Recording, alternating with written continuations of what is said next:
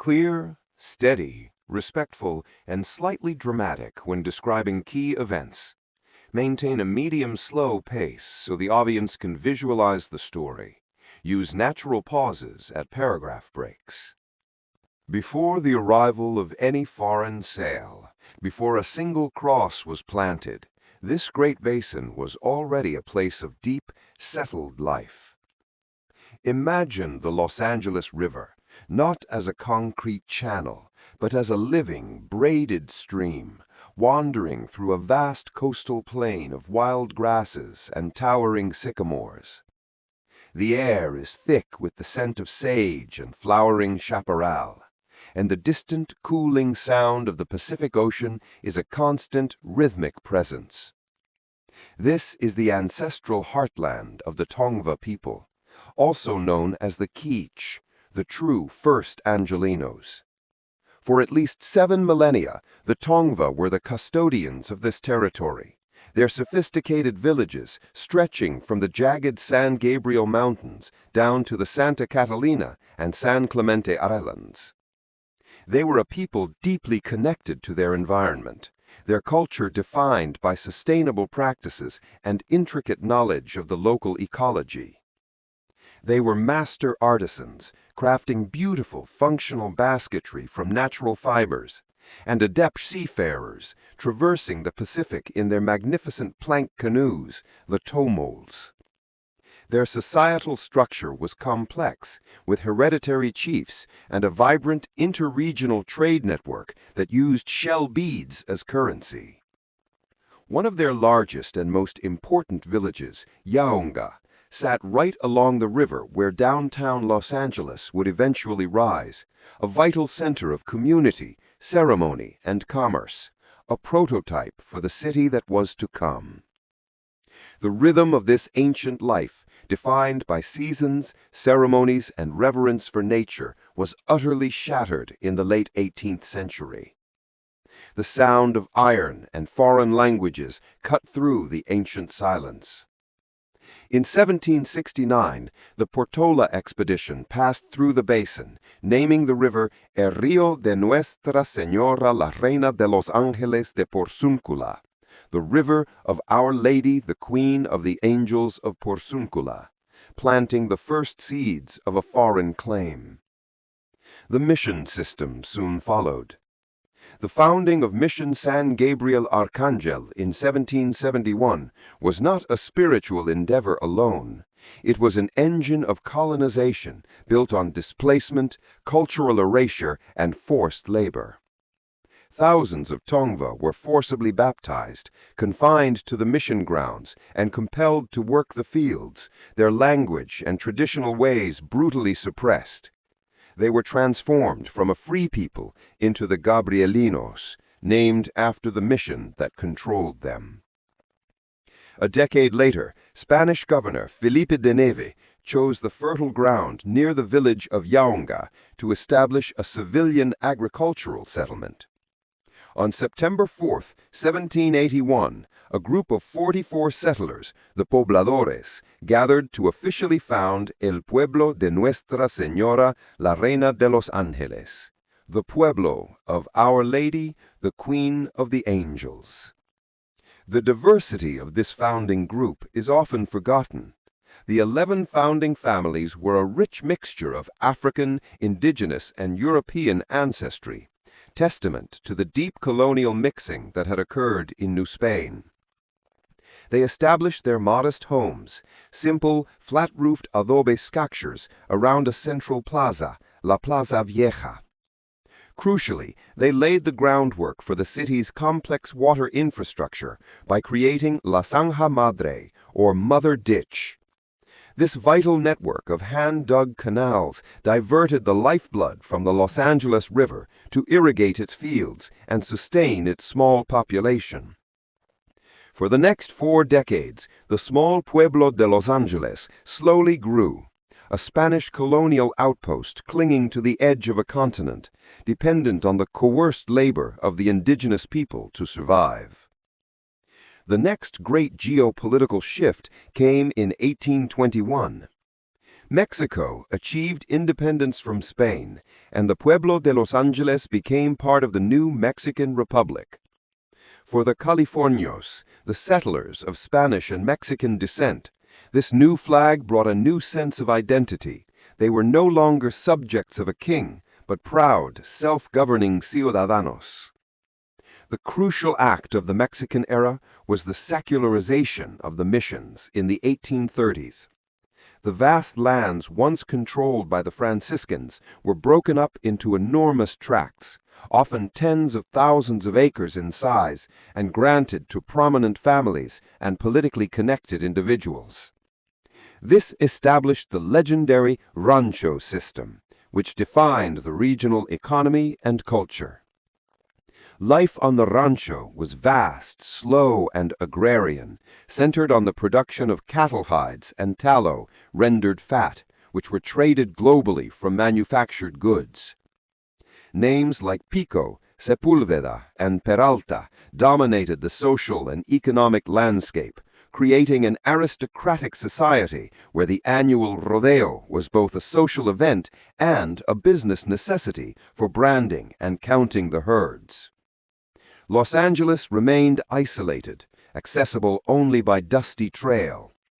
By 1835, it was important enough to be named the regional capital of Alta California, but it was still a dusty small town, defined by its proud Californio heritage and a population that rarely exceeded 3,000. This romantic period of Californio dominance, however, was running on borrowed time. This agrarian idyll was brutally short-lived. In 1846, during the Mexican-American War, U.S. Marines occupied the Pueblo. 2 years later, the conflict ended with the Treaty of Guadalupe Hidalgo, ceding Los Angeles and the rest of California to the United States. The American flag flew over the dusty plaza, but the true conquest, the demographic and economic shift, began simultaneously with the discovery of gold at Sutter's Mill. The gold rush of 1849 transformed California overnight. Though Los Angeles was initially a supply stop far from the Sierra foothills, the resulting massive influx of international settlers, miners, merchants, and opportunists from across the U.S., Europe, China, and Latin America shattered the Californio way of life. Land ownership was quickly and often fraudulently transferred from Mexican families to new American arrivals. The small town descended into a lawless outpost of the Wild West, earning a reputation in the 1850s as one of the most violent towns in America, rife with vigilantism and racial tension. The ultimate catalyst for Los Angeles's explosive growth, however, arrived on steel rails. In 1876, the Southern Pacific Railroad connected the city to the national network, followed by the rival Santa Fe Railroad in 1885. The railroad sparked fierce, legendary price wars, at one point dropping the fare for a ticket from the Midwest down to an astounding $1. This was the era of relentless boosterism, the aggressive promotion of Southern California's perfect climate, citrus groves, and promise of health. People flooded in, seeking fortune and a cure for everything from tuberculosis to social malaise. The city's infrastructure raced to keep up, its economy diversified, anchored by a new source of dark wealth. The discovery of vast oil reserves in the 1890s, with derricks rising right in the middle of residential areas and covering hillsides near downtown, provided the massive capital and industrial base needed for its transformation. By the turn of the century, Los Angeles was a chaotic, ambitious, and utterly unrecognizable city of over 100,000. The commitment to global trade was finalized in 1910 when the city annexed the sleepy port town of San Pedro, committing to the massive dredging and breakwater project that would create the modern port of Los Angeles, preparing the city for its global destiny. By the early 20th century, the city had everything it needed to become a metropolis: land, oil, rail, and a major port, everything, that is, except sustainable water. The burgeoning population, coupled with intensive citrus agriculture, pushed the Los Angeles River to its absolute limit. In a move of staggering ambition, city boosters, led by publisher Harrison Gray Otis and water engineer William Mulholland, undertook the massive Los Angeles Aqueduct project. Through a secretive campaign of land acquisition and manipulation, they secured the water rights to the Owens Valley, 233 miles to the northeast. Completed in 1913, the aqueduct was an engineering triumph, a colossal system of gravity-fed tunnels, siphons, and canals. When Mulholland famously declared at the dedication, "There it is, take it," he was speaking not just to the crowd, but to the rest of the world. This project, which effectively dried up the beautiful Owens Valley and sparked violent conflicts, the notorious water wars, was the ultimate defining moment of Los Angeles' identity, a place where the will to grow was unrestrained by nature or the ethics of consequence.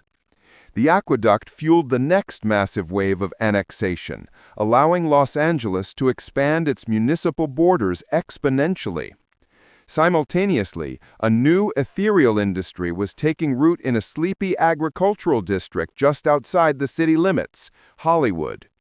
Filmmakers began migrating west in the early 1900s, primarily to escape the monopoly controls of Thomas Edison's Motion Picture Patents Company on the East Coast.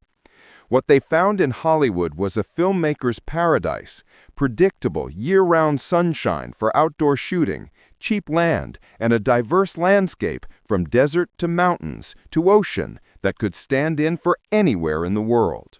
The establishment of the Nestor Motion Picture Company in 1911 marked the official start of Tinseltown.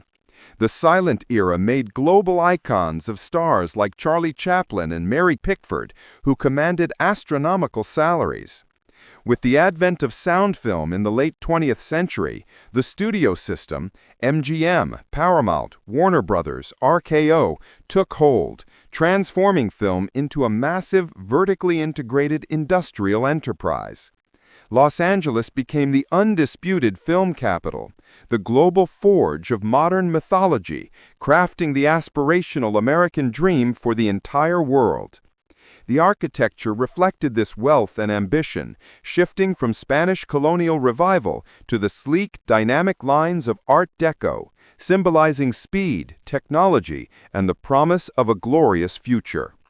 The Great Depression slowed the boom, but World War II provided the ultimate industrial resurgence.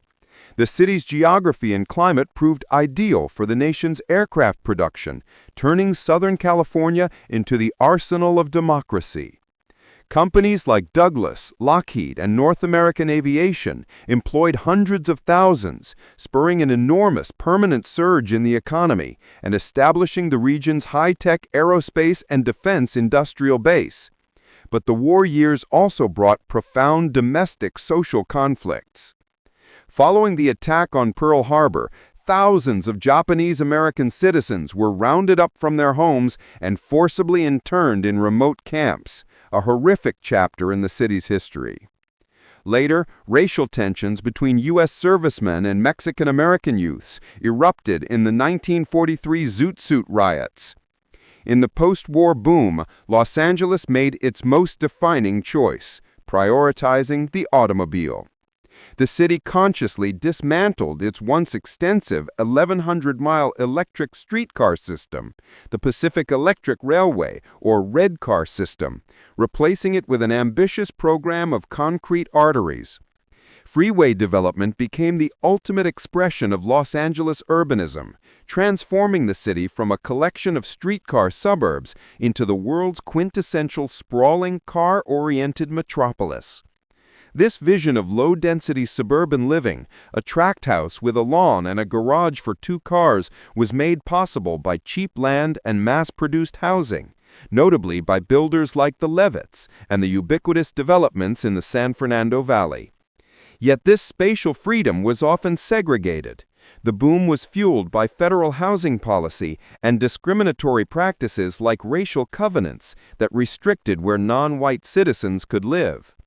This horizontal growth, driven by an almost religious belief in decentralization, propelled the regional population to nearly 10 million by 1970. The darker side of this segregated sprawl manifested dramatically in the Watts Riots of 1965.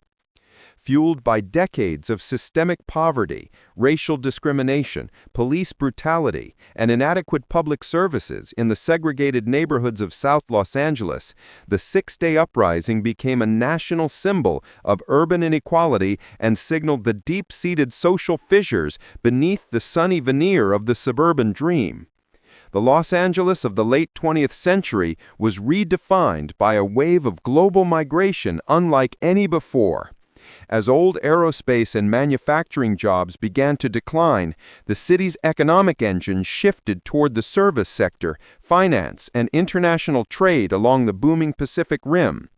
Beginning in the 1970s and accelerating dramatically through the 1980s, immigrants from Asia, Korea, Vietnam, the Philippines, and China, and from Latin America, especially Mexico and Central America, fundamentally reshaped the city's demographic and cultural landscape.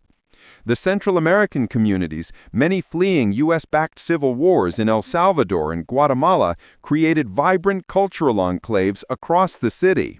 Los Angeles became one of the most linguistically and ethnically diverse cities on the planet, with its diverse immigrant population fueling essential industries and establishing new cultural centers like Koreatown, Little Tokyo, and Boyle Heights.